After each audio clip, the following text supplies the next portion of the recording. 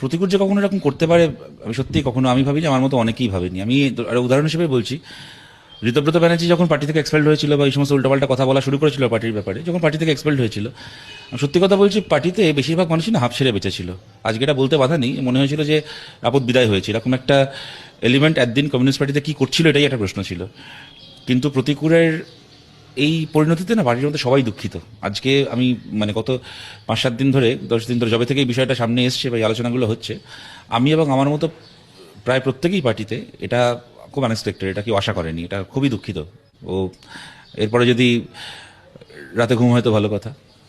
এতদিন ধরে একসাথে পার্টি করেছি এবং সবচেয়ে বড় কথা মানে এমনকি তৃণমূলে যোগ দেওয়ার পরেও আমি কথা বলছি যে প্রতিকূল যে লড়াইগুলো লড়েছিল আমাদের পার্টিতে থাকতে একটা সময়, সেগুলো মিথ্যে নয়।